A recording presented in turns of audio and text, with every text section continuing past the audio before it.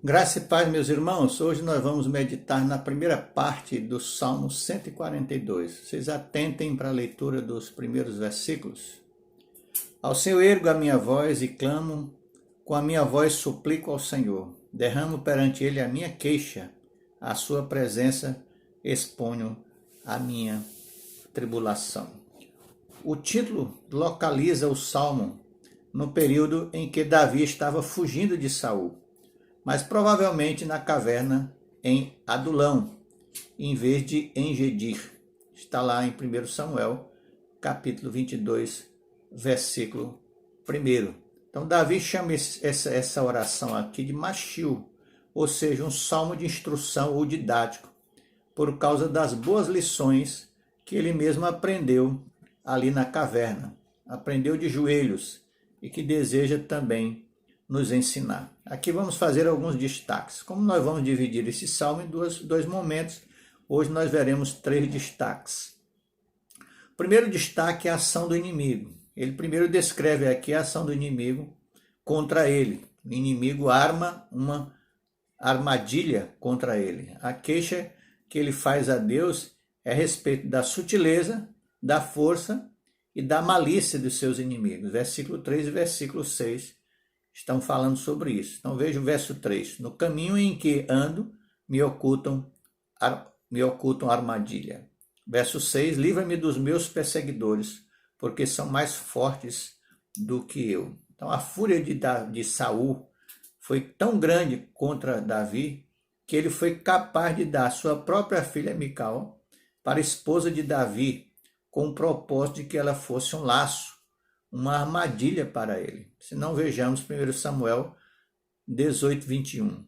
Disse Saul, eu lhe a darei para que ela lhe sirva de laço e para que a mão dos filisteus venha a ser contra ele. Então essa é a atitude do inimigo contra Davi. O segundo destaque é como Davi se sente com essa ação do inimigo. Ele estava extremamente atribulado e abatido pela ação do inimigo contra ele. Ele revela aqui que estava com o espírito esmurecido, quando dentro em mim se esmurece o espírito. Seu espírito, certamente quase desmaiando, descreve aqui a condição quando circunstâncias externas esmagam uma pessoa. Mas também ele diz que se sentia muito fraco, versículo 6. Atende o meu clamor, pois me vejo muito fraco. E em terceiro lugar, bastante desolado, ou seja, essa desolação dele se deu pelo abandono dos amigos. Ele faz uma queixa a Deus da frieza e da indiferença de seus amigos. Ele olha e não vê ninguém que o pudesse socorrer. Veja o texto.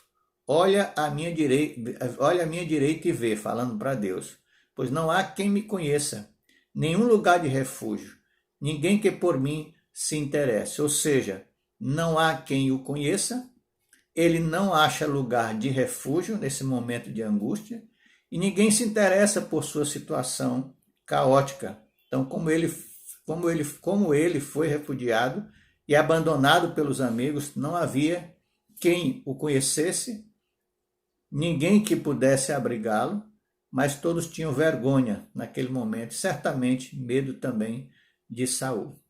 É um grande terror ser perseguido com tanta fúria e estar a todo momento, certamente, à espera da morte. Foi exatamente assim que Davi se sentiu. Mas, graças a Deus, em terceiro lugar, vem na sua aflição, ele clama pelo Senhor. Então, a urgência da situação é clara aqui. À luz da série de clamores, por exemplo, escuta, resgata, livra-me. Então ele faz uma exposição da sua angústia e de todas as circunstâncias dela. Então quando fez sua queixa, ele suplicou, não reivindicou auxílio como se Deus estivesse devendo alguma coisa a ele. Mas humildemente ele suplica por auxílio como um favor da parte de Deus para com ele. Então ele abriu e depositou aqui humildemente o assunto diante do Senhor.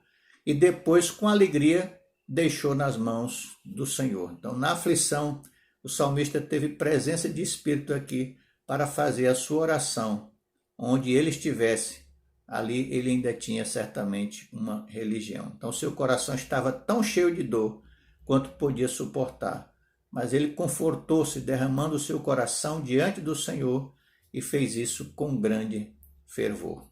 Meus irmãos, não há caverna tão profunda, tão escura, da qual nós não podemos enviar a Deus as nossas orações e colocar nossa alma diante dele. Que nenhum homem considere que é alguma perda ou demérito para eles quando estão aflitos buscarem a face de Deus clamando. Temos muita tendência de guardar os nossos problemas para nós mesmos, matutando sobre eles e certamente que agravando-os, o que não nos serve de nada. Ao passo que, ao colocarmos diante do Senhor, transferimos o cuidado do assunto para Ele, que cuida de nós e assim nos sentimos reconfortados. Na nossa conclusão, a aplicação aqui, irmãos, todos nós estamos passivos de aflição, mas graças a Deus nós temos a quem recorrer. Louvado seja o Senhor por isso. Segundo, pela história de Davi neste salmo aqui, nós somos encorajados a clamar ao Senhor com a certeza de que seremos atendidos por Ele. Em terceiro e último lugar, irmãos, mesmo que em alguns momentos de aflição sejamos enganados por nossas próprias fragilidades, achando que estamos sozinhos, lembre-se que temos um Deus que jamais nos abandonará. Jesus prometeu que estaria conosco todos os dias e o Senhor nos recomenda buscá-lo. Jeremias 29:13. Buscar-me-eis e me achareis quando me buscardes de todo o vosso coração. E mais, Jeremias 33:3. Invoca-me e te responderei. Anunciar-te-ei coisas grandes e ocultas que não sabes. Que o Senhor aplique, então, essa mensagem ao nosso coração em nome de Jesus. Amém.